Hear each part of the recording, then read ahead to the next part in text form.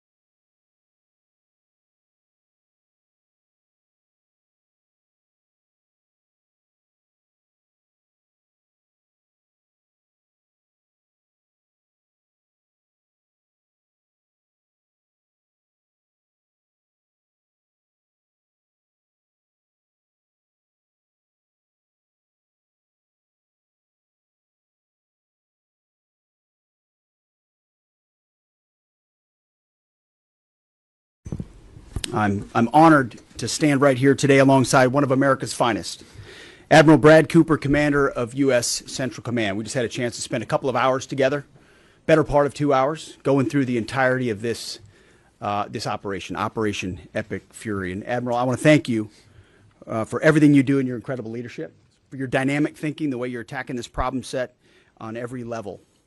In just days of Operation Epic Fury, you and your team have delivered nothing short of devastating, precise strikes, taking out the better part of Iran's Navy, making it combat ineffective, neutralizing missile sites and launchers, and establishing total dominance over the skies we fly over and seas we fly over. Our forces are executing with unmatched skill, and the mission is advancing decisively. This is the kind of no-nonsense, results-driven warfighting that America demands. And you're delivering it in spades. You are the man for this moment. Admiral Cooper, on behalf of the President, the Department of War, and every American watching, I want to thank you for the outstanding job you and CENTCOM are doing. Keep pressing the fight, and we are with you all the way. A few thoughts before I hand it over to the Admiral for an update. Iran is hoping that we cannot sustain this, which is a really bad miscalculation for the IRGC in Iran. You see, there's no shortage of American will here. We remember and honor our fallen, those 6 that we will soon welcome at Dover, who gave everything for their country in this mission. We remember them.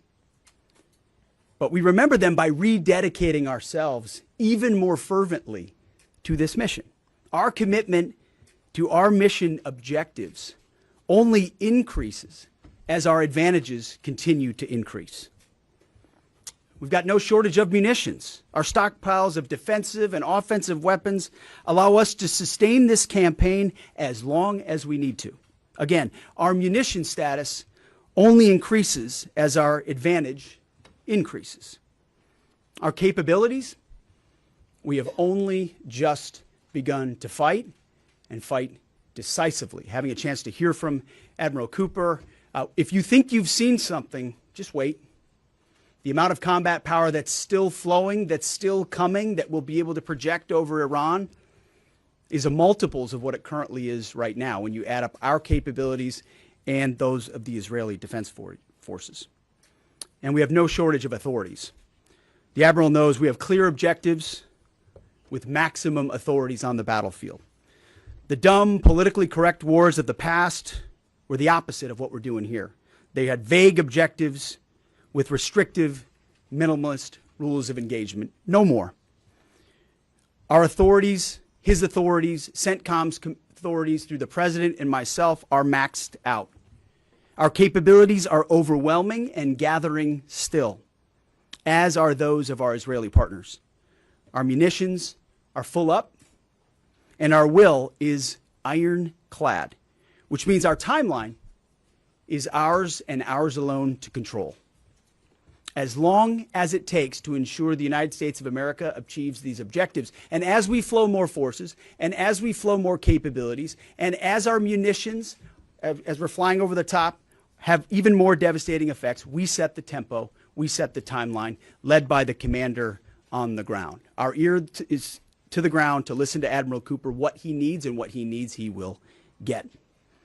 We are built for this fight, and we are in it to win it. And we have the right commander in the lead. So I'll now hand it over to Admiral Brad Cooper to give you an update right here from CENTCOM. Admiral. Mr. Secretary, first, thank you very much and good afternoon, and welcome to U.S. Central Command Headquarters, America's Warfighting Headquarters. It's great to be here alongside the Secretary and representing the more than 50,000 men and women in uniform currently executing Operation Epic Fury. So, Mr. Secretary, first, thank you very much for your leadership and support and the very clear vision and objectives that you've given us to allow us to use overwhelming force against the Iranian terrorist regime.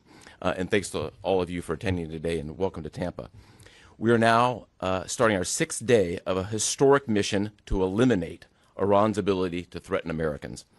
We are, if I could channel my inner Navy officer, we are at full speed ahead in executing orders given by leadership in Washington.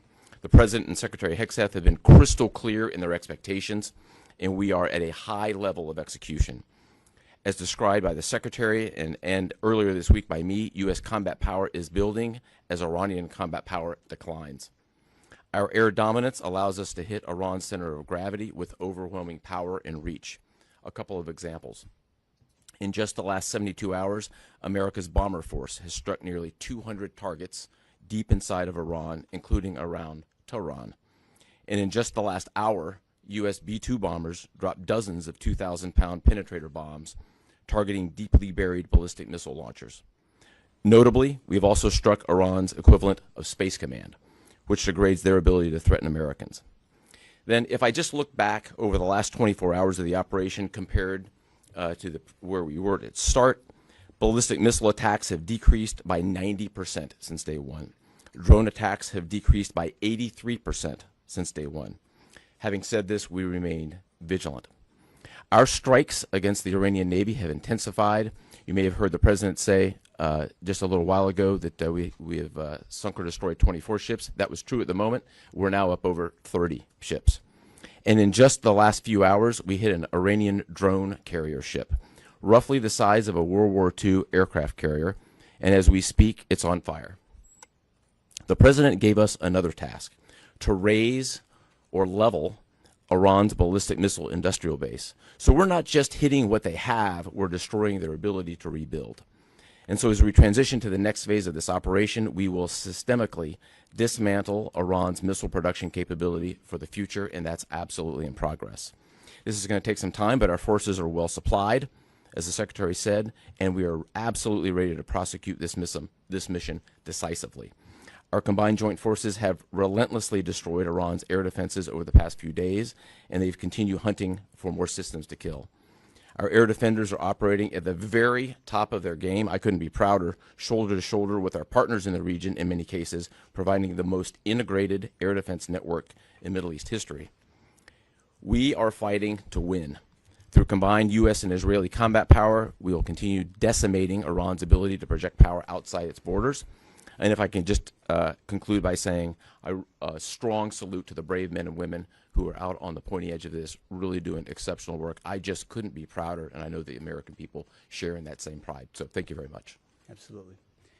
And with that, we'll take a few questions. Yeah, right here. Sir, appreciate it. Admiral, I wanted to ask, or Mr. Secretary, the Ukrainian president said today that the U.S. has asked for specific capabilities to deal with Shahid drones, Iranian drones.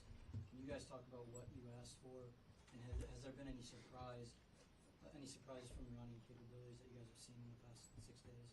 Go ahead. We're very familiar with Iranian's capabilities, and as you might imagine, we planned for it right from the outset, and I feel good about what the plan was. Like any good organization, we adjust as necessary to meet the environment, and we've made those appropriate adjustments. Absolutely. Right here. Thanks, Secretary Hegseth. I had two for both of you. One, was an American pilot shot down today in Iraq? And two, I've heard reports that there's enriched uranium stored in Isfahan. I'm also heard reports that there's not a lot of bombing there. Is that on purpose? Do we believe there's enriched uranium there? And would we ever send special forces to secure it? As CENTCOM pointed out, that those reports of an F-15 being shot down are false. As you can imagine, Iran is doing everything it can to peddle in lies, deception, and inflation of numbers in reality, mostly to propagandize to their own people, right? They've shut down the internet. They're hoping they can convince their own population that they're having success. One thing one of their leaders said recently is that 500 Americans have been killed, they claim. These are lies. The lies will continue. CENTCOM will continue to debunk those lies. So, and as often is the case in conflict, first reports are often wrong. As it pertains to nuclear material and things like that, one of the objectives the President has always said is that Iran will not have a nuclear bomb, nuclear capabilities, but we would never disclose what we will or will not do inside operational plans. So Admiral Cooper's got a plan. We're working that plan, and targets will be struck or not struck according to what we want to achieve. Yeah, right there. Secretary Hegseth, the President said earlier today in an interview that he would like to have a say in who's the next leader of Iran. Is this an expansion of your military objective? You view it that way? And additionally, you spoke earlier today about how previous leaders have drawn resources from our hemisphere to the Middle East. Mm-hmm. How do you avoid that? Well, there's no expansion.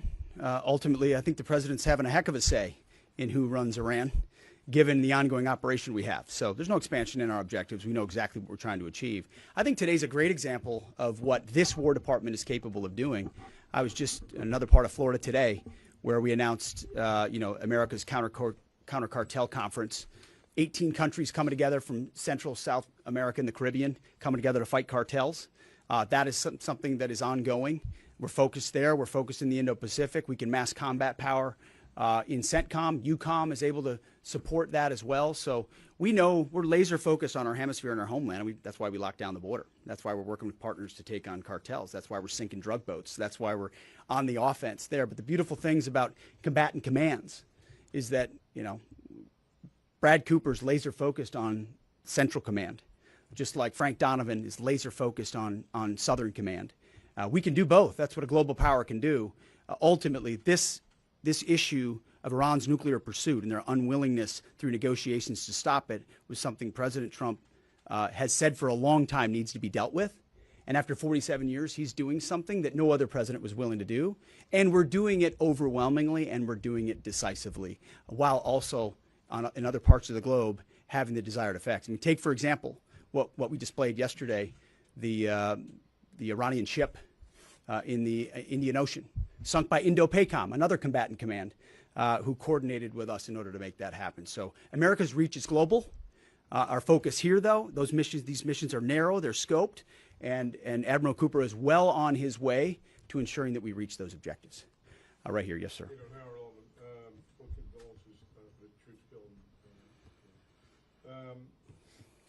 The Ukrainians are talking about providing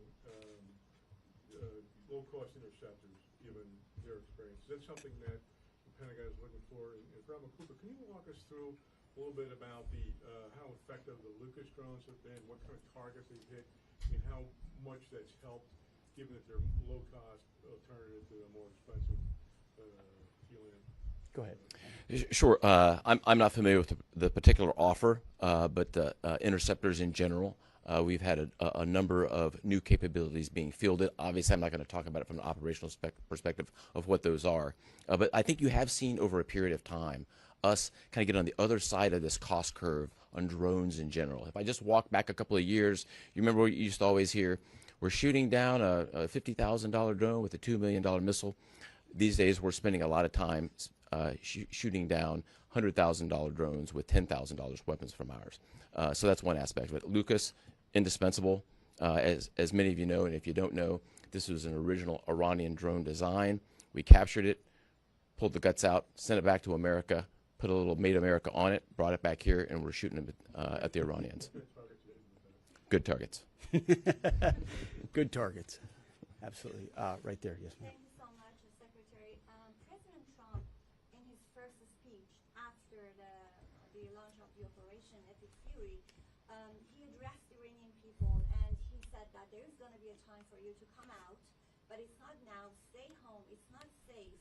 I want to know if there is a timeline for that you're going to urge Iranian people to come out, how that is going to play out, and how are you going to protect the protesters? You know that they're going to be shot probably, as we witnessed in January. That's what happened. How are you going to protect and support the protesters? And Admiral, I have one question for you. How are you going to minimize the civilian harms? We have a lot of evidence that the Basij units, IRGC commanders, they are now gathering in schools, in hospitals, in purely residential areas because their headquarters are bombarded. They are ruined, of course. So how are you going to protect the civilians while you're attacking the IRGC people part? Thank you. I would just say on the protests, obviously the Iranian people showed a lot of courage in those protests, and we saw the Iranian regime was revealed for what it is in the way they reacted to that. The world saw that. No one's done more than President Trump to reopen the opportunity for those who want a free Iran to do so. Ultimately, it's common sense, as he said up front. Don't go out and protest while bombs are dropping inside Tehran and elsewhere. So there will come a moment where he determines, or they determine, that it's the time to seize that advantage. But there's a lot of things we're doing and the Israeli military is doing targeting those individuals who are targeting those who protest. The more you do that and you erode their will and you erode their capabilities, the more you create an opportunity for people to boldly stand up. Yeah, I would just reinforce the point. We're targeting the people. We're targeting the headquarters and the people who are targeting the protesters, first and foremost. I'd also just double down on the president's comments that he previously made to the people.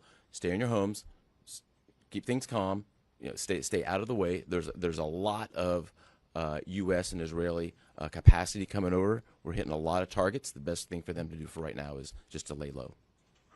Right here. Thank you, Mr. Secretary. One common outcome of American military action in the past has been taking in thousands of refugees into the American homeland, and I'm wondering if there's any safeguards put in place to make sure that the American people aren't having to have another wave of refugees from the Middle East or anywhere else come and stay here.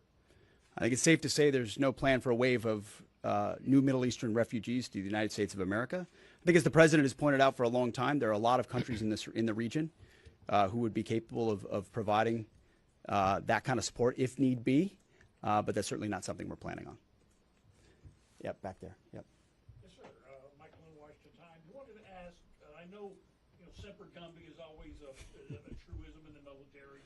Did the British decision to refuse Diego Garcia have any impact on the mission itself? Did you have to adjust, or were you able to just completely, go with the mission without any worries?